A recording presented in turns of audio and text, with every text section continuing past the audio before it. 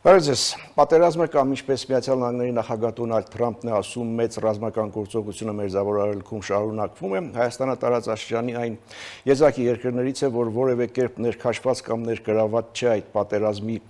մեջ, սակայն դա չի նշանակում, որ անվտանգության եւ կայունության հարցերը բացառվում են իսպառ։ Նախորդին նման հարցեր առաջացան հայ հասարակության մոտ այն բանից հետո, երբ տեղեկություն տարածվեց, որ իրանական կողմից օդային հարձակում է տեղի ունեցել Նախիջևանի ուղղությամբ։ Նման հարցեր առաջացան, այդ գտնվեցին նաև մարդիկ կամ ուժեր, ովքեր փորձում էին գեներացնել այդ տրամադրությունները, այդուամենայնիվ դրանից հետո եղան պաշտոնական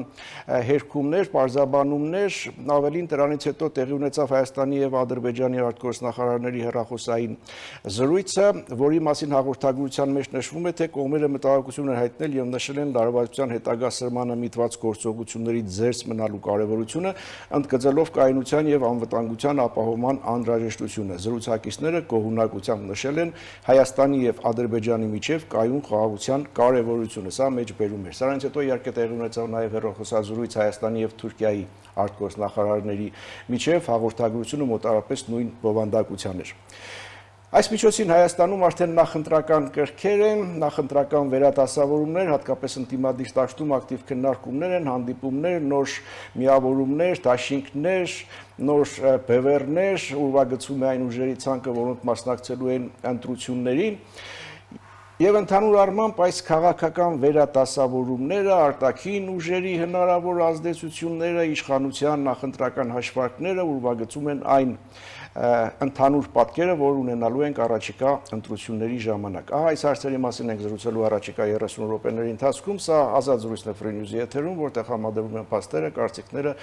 գնահատականները եւ կանխատեսումները, զրուցակիցս ազգային ժողովի քաղաքացիական պայմանագիր խմբակցության падգամավոր Լիլիթ Ստեփանյանն է։ Բարև ձեզ։ Բարև ձեզ։ Սկսենք նշածս տեղեկատվությունից, այն լուրից, որ նախորդին տարածվեց եւ դրանից հետո Հայաստանում հասարակության որոշ շերտերում ստեղծված այդ տրամադրություններից սրա հետ կապված ինչ դիտարկումներ ունեք։ Ինչ տեղի ունեցավ Հայաստանում հանրային տրամադրությունների հետ այն բանից հետո, երբ այդ տեղեկատվությունը տարածվեց։ Շնորհակալ եմ հրավերի համար։ Իսկապես տարածաշրջանը պայթեց, ինչպես որ տարբեր փորձագետներ, քաղաքական գործիչներ, վերլուծաբաններ նշում էին իրենց տարբեր հարթակներից ելույթների մեջ, ցավոք ԱՄՆ-ի եւ Իրանի միջև բանակցությունները չունեցան այն սպասվող ակնկալիքների ձևավորող ավարտը կամ արդյունքը, որը ոչ միայն տարածաշրջանը, այլև ամբողջ աշխարհը զերծ կպահել այս ցնցումներից, դե եղավ այն ինչ եղավ եւ տարբեր երկրների իշխանությունները այլևս պարտավոր են հաշվի նստել փաստերի հետ, տեղի ունեցող process-ների հետ, որոնք իրականության մեջ են տեղի ունենում եւ բնականաբար ելնելով իրենց պետական շահերից, ելնելով իրենց ազգային շահերից, որոշակի արձագանքներ ունենային այս ուղղությամբ, բնականաբար Հայաստանի Հանրապետությունը բացառություն չէ, մենք գիտենք, որ հարևան բարեկամ Իրանը մեզ խիստ սահմանակից է եւ ինչպես դուք նշեցիք, երեք տեղի ունեցող ռազմական գործողությունների ընթացքում որոշակի պայթյունի ձայներ կամ տարբեր շշուկներ լսվել են նաև Հայաստանի Հանրապետության Սյունիքի մարզի մասնավորապես Կապան քաղաքում եւ ինչպես դուք նշեցիք, այո, որոշ վայ քաղաքական գործիչներ ոչ միայն իրենց պարտքն են համարել վայնասուն բարձրացնել այս խնդիրների հետ կապված, այլ բացառապես անտեսելով իրենց բուն գործառույթը, որ հակառակը նույնիսկ եթե Աստված մի արասցե խնդիրներ առաջանան, նրանք խաղաղեցնեն բնակչությանը, որպեսզի խժդժություններ չլինեն, անկեղծ ասած հաշվի առնելով ովքեր են իրական հակամարտության մեջ, մի կողմից Ամերիկայի Միացյալ Նահանգներն է հաշվի առնելով մեր ռազմավարական փաստաթղթերը, մեր արդյունավետ համագործակցությունը, մեր համագործակցության մեխանիզմները, խիստ կարևոր թրիփ նախագիծը, ծրագիրը, որը խոստումնալից էր ի սկզբանե եւ իսկապես խոսք էր տալի, որ ոչ միայն Ադրբեջանի եւ Հայաստանի, այլ նաեւ տարածաշրջանի երկրների համար որոշակի խաղաղության խաչմերուկ կարող է դառնալ, մի կողմից մեր գործընկեր ԱՄՆ-ն է, մյուս կողմից մեր դարավոր բարեկամ Իրանն է եւ երկու կողմից էլ ինչպես լրատվամիջոցներից լսում ենք, այո, կան զոհեր, երբեմն թիրախավորվում են կամ ռազմական գործողությունների ընթացքում մահանում են նաեւ քաղաքացիական անձինք, երեխաներ, գիտեք, այս ամեն ինչին իհարկե մենք նայում ենք խիստ ցավով եւ հույս ենք հայտնում, որ ի վերջո հաշվի առնելով նաեւ կորուստները, հաշվի առնելով նաեւ այն հանգամանքը, որ ի վերջո չկան չլուծվող հարցեր եւ ամենածանր բարդ հարցերը ի վերջո պետք է լուծվեն բանակցությունների սեղանի շուրջ, երբ մարդիկ կամ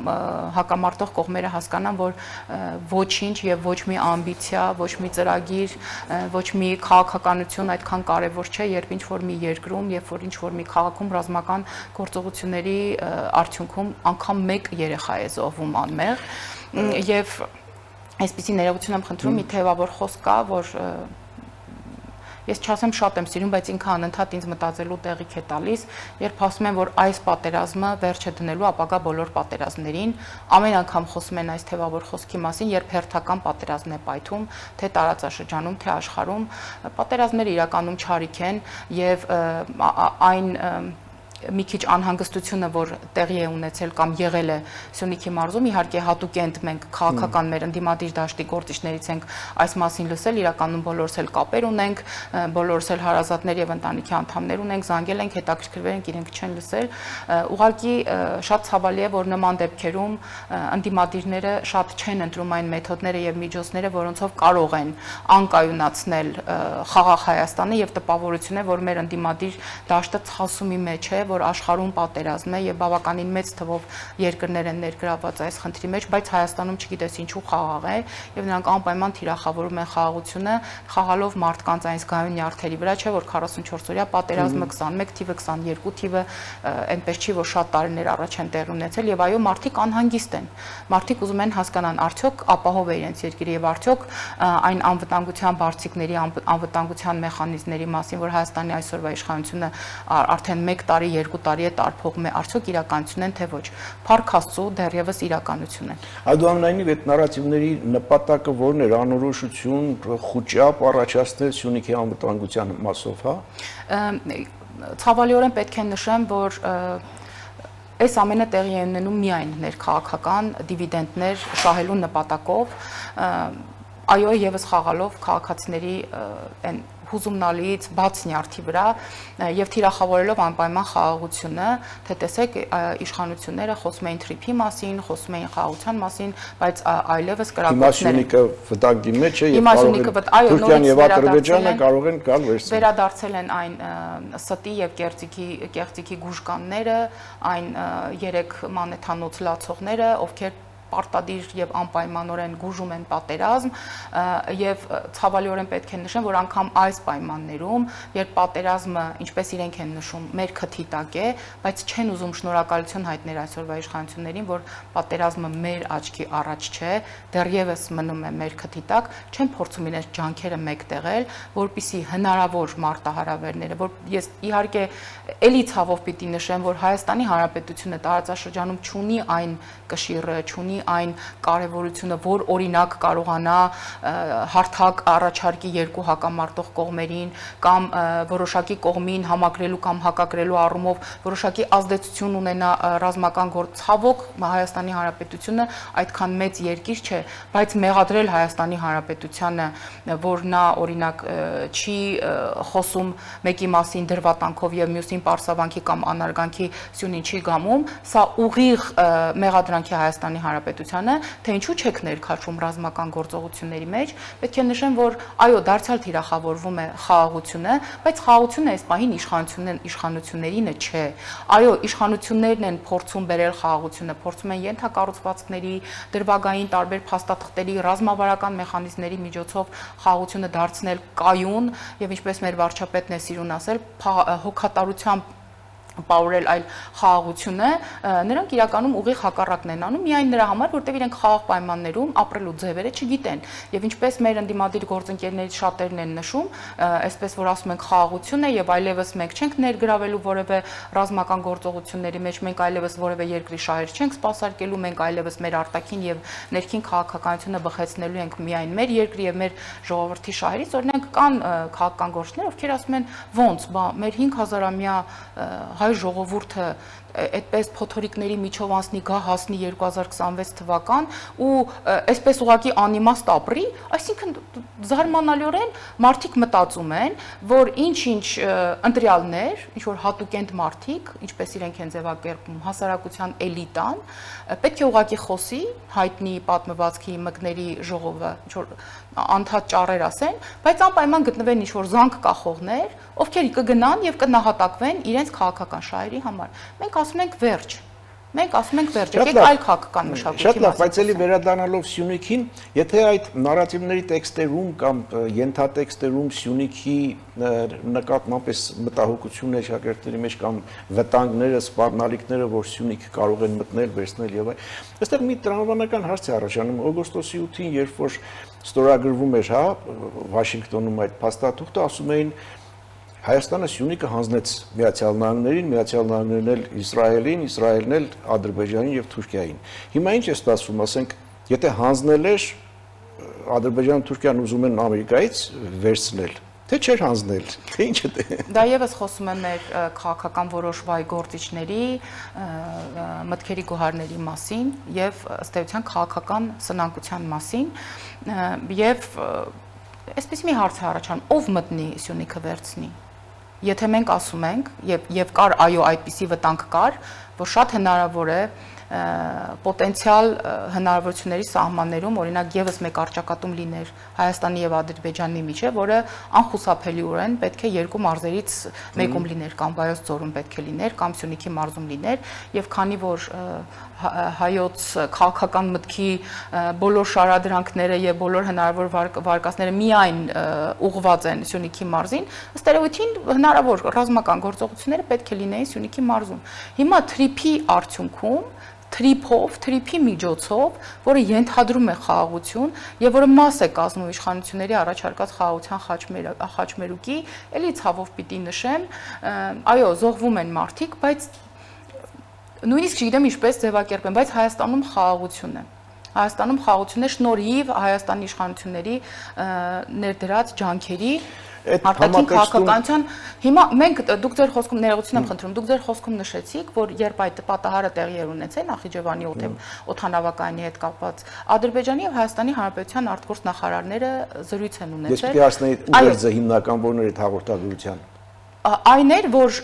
նույնիսկ Աստված մի արասցե, եթե այնպես ստացվի, որ նույնիսկ Ադրբեջանը ներգրավի ռազմական գործողությունների մեջ ընդդեմ Իրանի, ապա Հայաստանի Հանրապետությունը որևէ կերպ ոչ այս կողմից, ոչ այն կողմից չի պատրաստվում ներգրավել, որովհետև մենք Ադրբեջանի հետ նոր քայլեր ենք իրականացնում, գնում ենք խաղաղության, ինչպես նաև նշում է պաշտոնական հաղորդագրության մեջ արտգործնախարարությունների ունեցած երկխոսությունից, իսկ Իրանի հետ մենք ընդհանրապես որևէ խնդիր չունենք եւ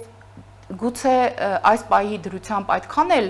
կարևոր բան չեմ ասում կամ գուցե դա մակերեսային է, բայց այո, նաև Իրանի շահերից է բխում, որ Հայաստանի Հանրապետությունում եւ մասնավորապես Սյունիքում որևէ ռազմական գործողություն չլինի, որտեղ եթե Իրանի համար խնդիր է այսօր այս պահին պատերազմական գործողությունները ռումբեր են պայթում եւ այլն, բայց միևնույն է տնտեսական կյանքը մեռած չէ, մենք բոլորս գիտենք, որ Իրանի տնտեսական կապերը, տնտեսական հանգույցները նաև Հայաստանի Հանրապետության միջով են անցնում։ Եվ ուրեմն ում էր ծերնդու այդպիսի անորոշության կամ խոճապի տրամադրություններ գեներացնել ներսում եւ դրսում։ Գիտեք, ներսում հնարավոր է, ես արդեն իմ խոսքի նախնական ներածության մեջ արդեն նշեցի ում են պետք, ցավալի է, բայց միայն ներքաղաքական դիվիդենտներ շահելու հետ է կապված, որովհետև ի վերջո Սյունիքում մարդիկ են ապրում։ Հայաստանի Հանրապետությունում մարդիկ են ապրում եւ եթե ինչ որ խնդիր լինի, ինչ որ էսկալացիա լինի, Աստված մի արասցե, այս օրվա մասին էինք մենք խոսում, երբ որ ասում էինք պետք է գնալ խնդիրներ ունեցող հարաբերությունների հետ, հարևանների հետ հարաբերությունների կարգավորման, որովհետեւ կան աշխարհում չլուծված խնդիրներ եւ ոչ մեկ չգիտի թե այդ խնդիրների լուծումը կամ լուծման բանալին ինչ տեսք կունենա եւ ինչ մասշտաբայնություն կունենա ու շատ կարեւոր է որ հատկապես տարածաշրջանում երկրները իրար հետ ունենան առնվազն ոչ թշնամական հարաբերություններ այսօր Հայաստանի Հանրապետության իշխանությունների բալանսավորված արտաքին քաղաքական արդյունքները մեզանից յուրաքանչյուրը տեսնում է մեզանից յուրաքանչյուրը զգում է եւ այն, որ այսօր Հայաստանի Հանրապետությունը փախստականներ ընդունող երկիր է, դա հսկայական կարևոր բանի մասին է խոսում եւ ցավալիորեն շատ շատերը դա չեն տեսնում կամ իրեն շահերից չի բխում դա տեսնելը, իսկ թե արտաքին դաշտում դա ում էր պետք կամ ինչ հնարավոր կանխատեսումներ կլներ, ես միշտ նշում եմ, որ ես մասնագիտությամբ քաղաքագետ եմ, ես մեծ սիրով ձեր հետ կկիսվեի իմ կանխատեսումներով, բայց քանի որ ես նաեւ իշխանության ներկայացուցիչ եմ եւ իմ յուրաքանչյուր բառ կարող է դիտվել իշխանության տեսակետ, ես ձեռնպահ կմնամ հրապարակային այս խնդիրների։ Այնուամենայնիվ դուք ոչ մեկ անգամ կրկնեցիք, թե այդ ամենը այդ տեղեկությունները նախընտրական են, այսինքն քաղաքական դիվիդենտներ հավաքելու համար են, սա արդյոք պետք է դիտել այն հիբրիդային սպառնալիքների համատեքստում, որի մասին այս ընթացքում մինչև ընտրությունները անդադ եւ շարունակաբար խոսվում է։ Փոքր դատարից հետո շարունակենք, կվերադառնանք վարքյաններց։ Իշեստեմ, սա ազատ զրույցն է Free News-ի եթերում, ես զրուցում եմ ազգային ժողովի քաղաքացիական պայմանագիր խմբակցության պատգամավոր Լիլիթ Ստեփանյանի հետ։ Մենք Մերձավոր Արևելքի պատերազմից եկանք կամաց դեպի Հայաստան, ներքաղաքական զարգացումներ եւ հարցային թե արդյոք այդ ոչ միայն այդ ընդհանրապես տեղեկատվական մանիպուլյացիաները պետք է դիտարկել հիբրիդային գործիքների համատեքստում։ Նաև հիբրիդային գործիքների համատեքստում, որովհետև արդեն նախընտրական շրջան է, տարբեր քաղաքական բլոկներ ուժեր ձևավորվել են, այլևս հայտնել են, որ իրենք առաջիկա ընտրություններում քաղաքական հայտ են ներկայացնելու, դեռևս պաշտոնական քարոզարշավի մեկնարկը չի տրվել, բայց արդեն տևական ժամանակ է տարբեր քաղաքական ուժեր եւ կուսակցություններ եւ բլոկներ այլևս գնում են, հանդիպումներ են ունենում քաղաքացիների հետ, իրենց ապակա քաղաքական ծրագիրը, քաղաքական առաջարկն են ներկայացնում իրենց քաղաքացիներին, ուղղակի այստեղ պետք է ընդհանուր առմամբ հաշվի առնելով նաև այս գային վիճակը, որի մեջ այսօր հայտնվել է Հայաստանի Հանրապետությունը, պետք է ընդհանուր առմամբ կամ հայտարարվի կամ առանց խոսքի ուղղակի բոլորը ընդունեն խաղի կանոնները, որ ներքաղաքական պայքար է տարվում այս կանոններով եւ երբեք չի կարելի արտաքին մարտահրավերները, որից այսօր հնարավորինս զերծ է Հայաստանը բերել եւ որպես իրականություն ներկայացնել հայ հանրությանը։ Ես կարծում եմ շատ կարեւոր է սա։ Ի վերջո մենք գործ ունենք այստեղ սիներգետիկայի տեսության հետ, որտեղ եթե այսպես պատկերավոր ասենք, ունակ սիներգետիկայի տեսության համաձայն ասում են, եթե օրինակ Տոկիոյում թիթեռնիկը մի ծաղկից մյուս ծաղիկին է իջնում, ապա Նյու Յորքում հնարավոր է լինի փոթորիկ։ Իհարկե հնարավոր չէ ոչ մի բան բացառել, բայց իշխանությունները հենց դրա համար են, որ հնարավորինս չեզոքացնեն եւ կառավարեն։ Այս համատեքստում իհարկե նաեւ 2-3 շաբաթ է տարբեր քաղաքական գործիչներ եւ տարբեր քաղաքական կուսակցություններ չեն կարողանում մարսել այն կարկանդակը, որը իրեն թույլ է տվել ուտել Հայաստանի Հանրապետության վարչապետը, բայց ես ստիպված նաեւ 2 օր առաջ կառավարության հետ հարց ու պատասխանի ժամանակ վարչապետը ստիպված էր ասել հարգելիներս, ես իհարկե դա կարող է ուտել էկրանից այն կողմ, բայց ես դրանով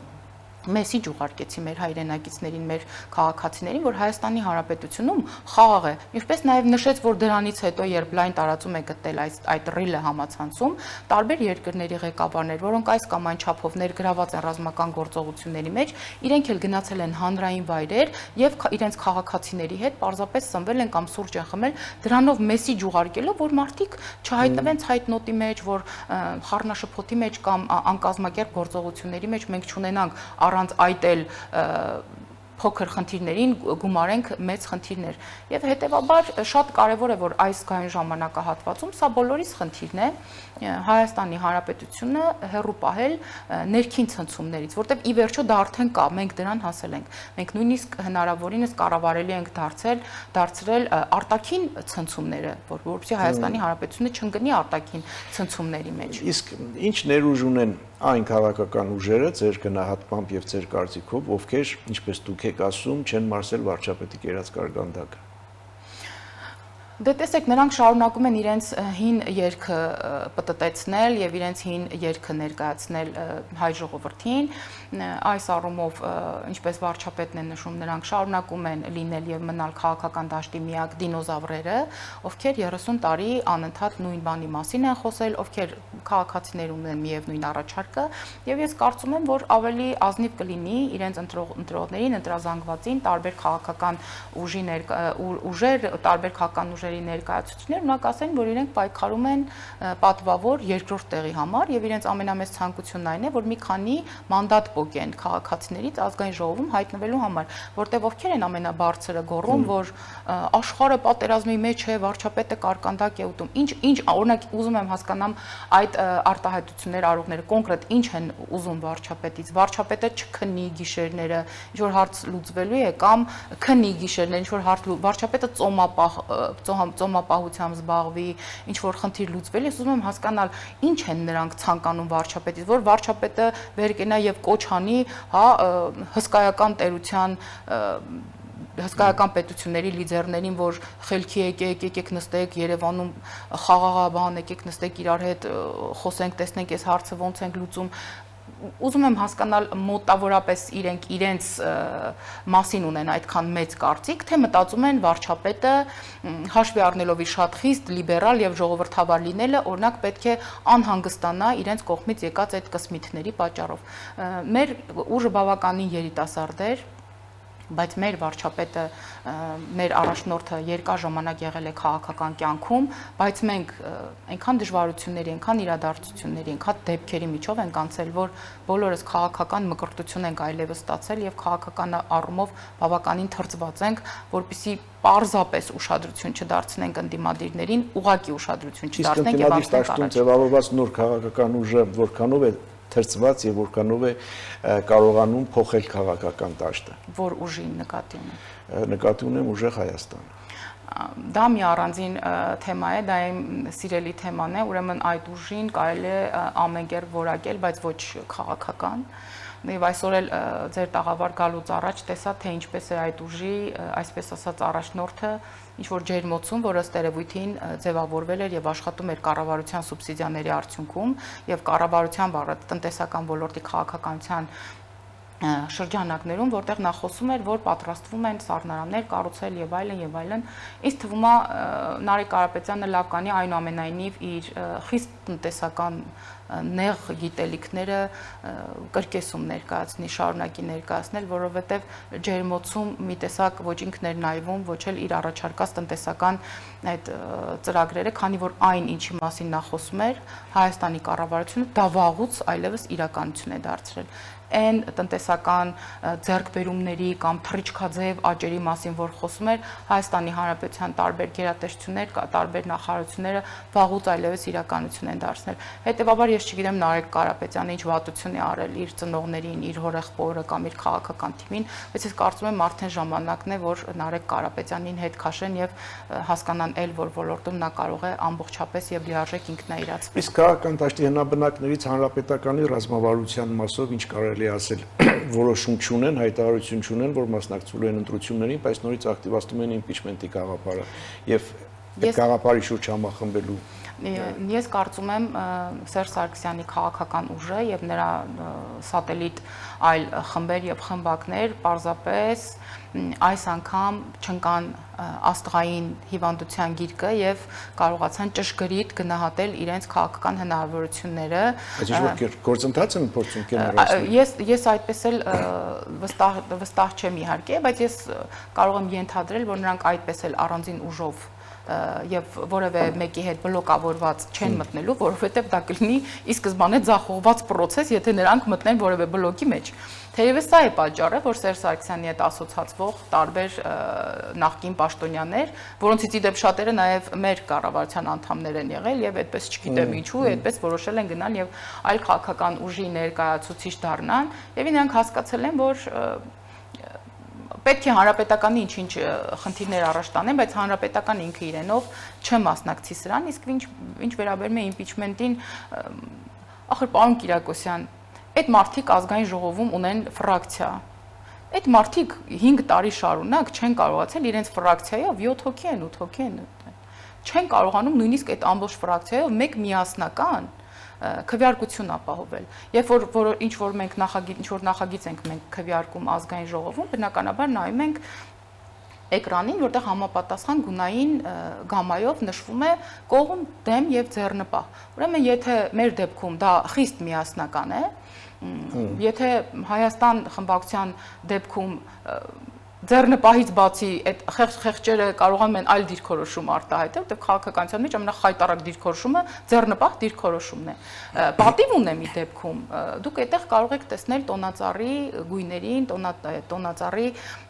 վառ փայլերին համապատասխան բոլոր գույները։ Սա ինչ է նշանակում։ Սա նշանակում է, որ այդտեղ չկա թիմ նախ եւ առաջ եւ չկա որոշակի քաղաքական տեսակետ։ Այդպես ով ինչ ուզում անում է։ Այնտեղ մի падգամավոր ունեն, որը որոշեց, որ անկախ է դառնում, դրանից հետո ընդհանրապես այդ падգամավորը ազգային ժողով չի գալի։ Ես կարծում եմ, եթե խմբակցության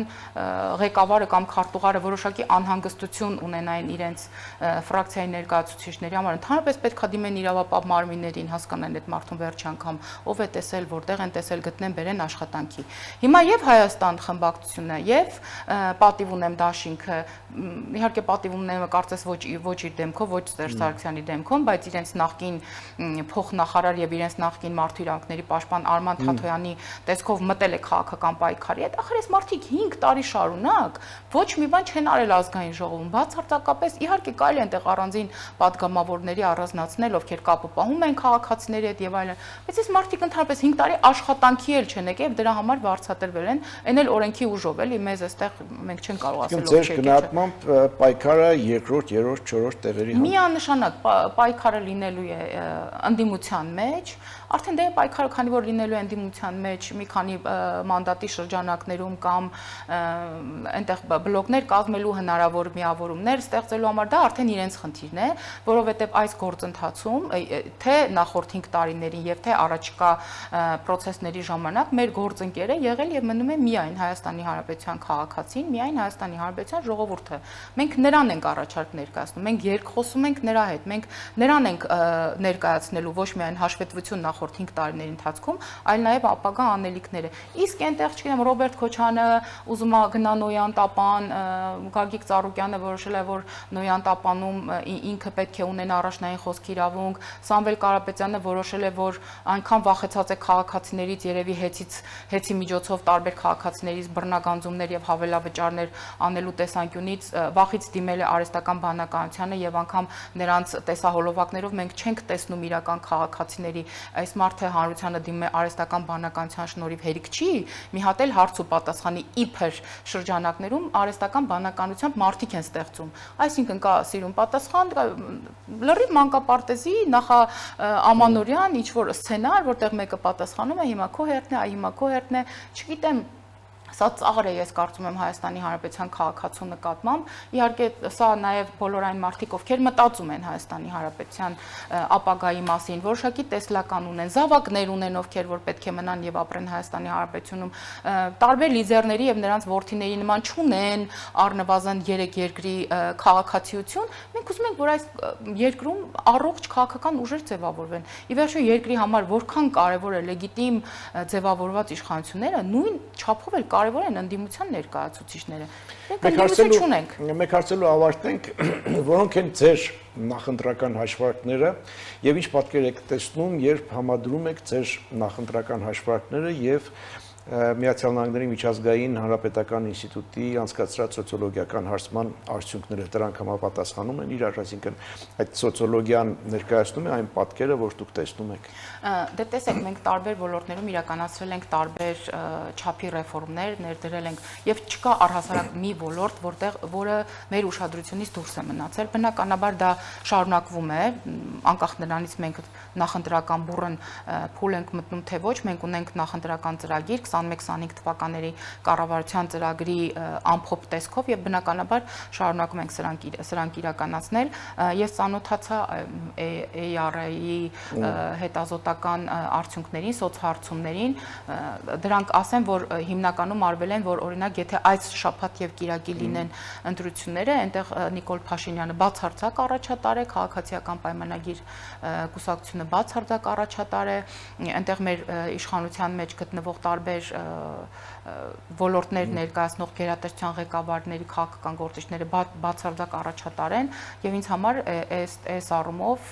եւ այս տեսանկյունից հասկանալի է թե ընդդիմադիրները ինչու են այսպես ձայնարկություններով կամ տարբեր վանկարկումներով արձագանքում սրան ասելով որ դա ճիշտ չէ եւ իրենք էլ ունեն իրենց սոցհարցումները դե ինչ ասեմ, փող ունեն, տարբեր սոցհարցումներ են անում, մենք հենվում ենք ամենահեղինակավոր կազմակերպություններից մեկի սոցհարցումների վրա եւ այստեղ որ ասում են մենք միավորվելու ենք, Գյումրի 2 ենք անելու անպայման, ինչպես Գյումրիում ինչ եղավ։ Գյումրի 1-ը ինչի մասն էր։ Գյումրի 1-ը նրա մասին էր, որ մի աշխարհաքաղաքական կենտրոնից Հայաստանի Հանրապետություն քաղաքական գաստրոլների ուղարկված մի խումբ մարդիկ միավորվեցին իրար եւ հասան այնտեղ, որ նույնիսկ Լավրովն է Վարդան Ղուկասյանի մասին խոսում, հասկանում եք Ռուսաստանի Դաշնությունում խնդիրներ չկան բացարձակապես եւ Ռուսաստանի Դաշնության արտաքին գործերի նախարարի միակ դարդ ու ցավը